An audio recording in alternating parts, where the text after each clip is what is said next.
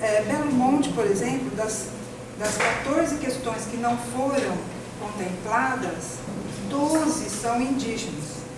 Então, isso é uma evidência gravíssima para o nosso objetivo de chegar aos povos indígenas serem os protagonistas de uma relação de poder desigual. E isso é uma questão de direitos humanos baseado no individualismo, baseado na propriedade privada, baseada na ideia de que ciência só é feita por povos não indígenas. Então, a questão é de a estrutura da nossa sociedade. É muito mais fácil uma pessoa comprar um território da Amazônia e registrar o seu nome do que os povos indígenas terem as suas terras reconhecidas. A questão da memória, dos cantos, das músicas indígenas, talvez eles não queiram de volta porque não é deles, indivíduos, é deles como grupo. Então, é uma propriedade coletiva, não propriedade individual. Então, essa... Só te interromper aí, só essa questão. Cada povo é de um jeito, mas esse povo no qual eu conheço mais os direitos autorais são individuais. Então, isso é um problema também, se todos usam. Isso são os problemas da devolução. Mas eles não têm nas suas relações sociais, esse valor de propriedade individual não é uma coisa assim tão valorizada como é na sociedade não indígena. Talvez essas questões, né, de, vamos dizer assim, das próprias relações de poder, do capitalismo, dos valores individualistas predominarem nas nossas relações sociais, como povos que ainda somos colonizados, não é? Porque a gente ainda reproduz modelos que não são criados por nós. Então, isso dificulta a implementação objetiva mesmo de leis maravilhosas que nós temos, que vem da Constituição de 88 para cá. Então, a nossa dificuldade está na nossa história de um povo sempre voltado para os interesses, os valores, né, universais, vamos dizer. Só isso que eu queria colocar. Muito obrigada.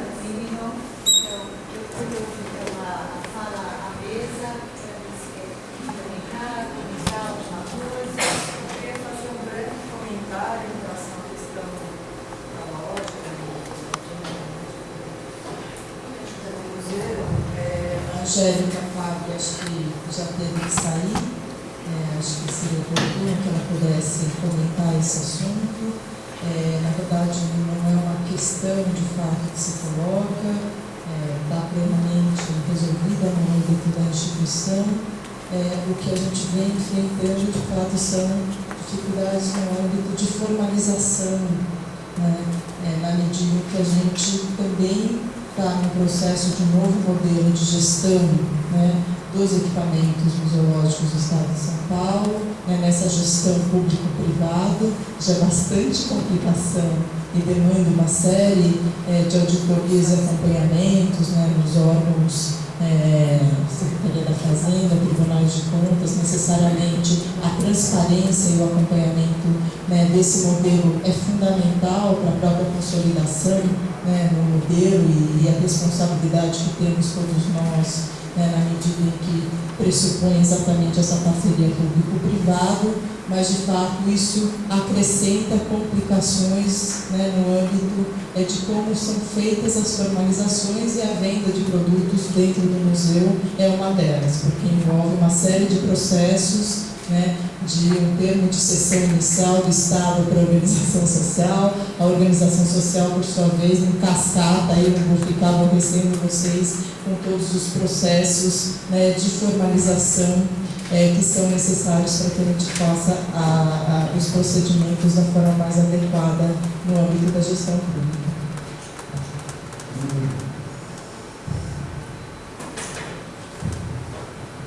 Então, eu vou encerrando.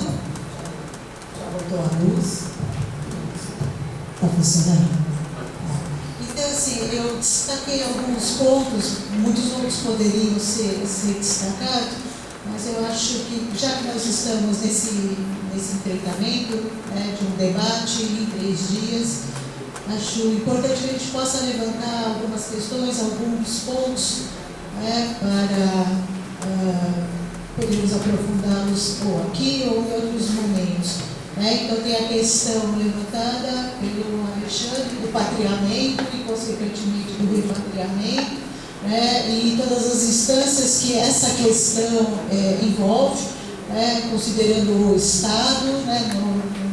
nos 3 níveis, federal, estadual e municipal, assim como envolve as pesquisas de arqueologia e os pesquisadores que vêm desenvolvendo essas pesquisas, assim como as instituições, as empresas, né, que estão muitas vezes à frente dessas pesquisas, né, e o museu, né, por conta que essas pesquisas sempre recorrem, né, tem como decorrência a formação de coleções e, consequentemente, coleções essas que devem estar no museu, uma vez que, falando de arqueologia, o vestígio arqueológico é bem da União, né? Então tem aí uma discussão em torno, né, do patriamento e repatriamento.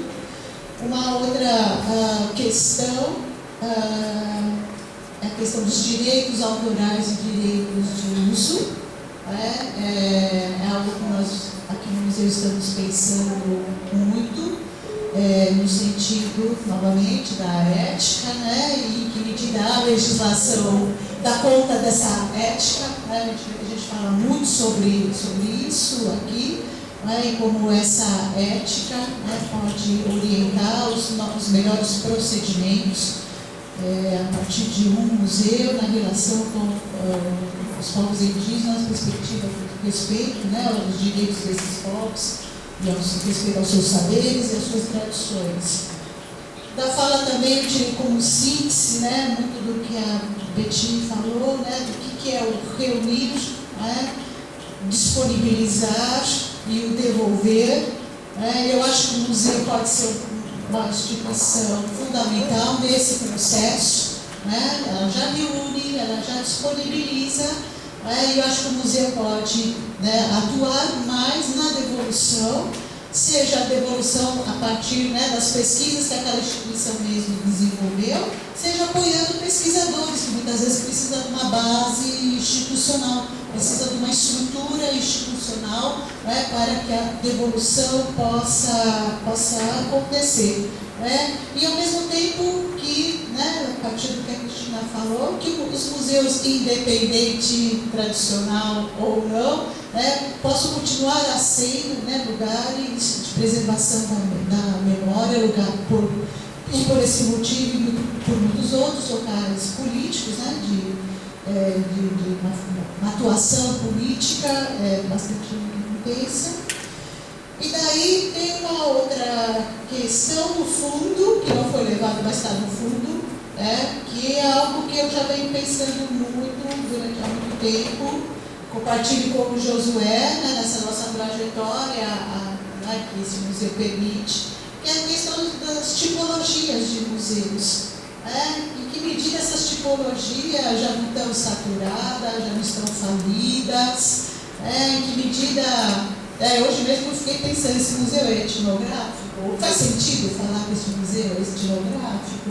Então, estou trazendo a questão, em que medida as tipologias já não estão sendo derrubadas, elas já não têm mais sentidos, ou são limitadas e precisamos criar outras tipologias do museu, que vai além da tipologia de acervo, que é olhar, para os acervos de uma outra forma, e que a partir desse olhar esteja alimentado, né, no nosso público, nas suas mais diversas segmentações possíveis. E por fim também, este museu não é um museu indígena, porque, muito embora a gente abra espaço para o protagonismo indígena, ele não é um museu indígena, mas nós estamos sempre olhando para os museus indígenas, e temos hoje, amanhã, né, nós temos depois uma mesa só para a gente olhar atentamente as formas de organização dos museus indígenas. Mas uma questão que eu também estou pensando e também compartilho com o Josué, em que medida os indígenas, então, que estão formando os seus museus indígenas, né? O que eles precisam exatamente, né, para desenvolver os seus processos museais?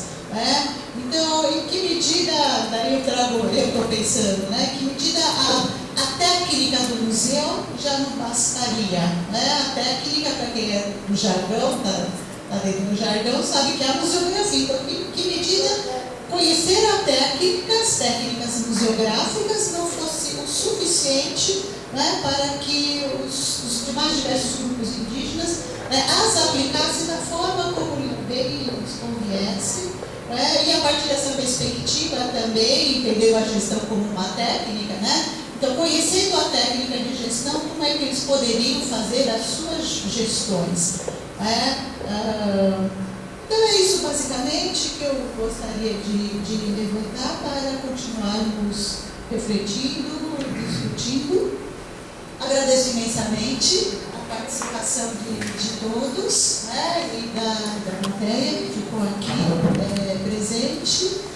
E então nós nos convidamos para um café, a Camila está chamando para um café. Camila, já temos mais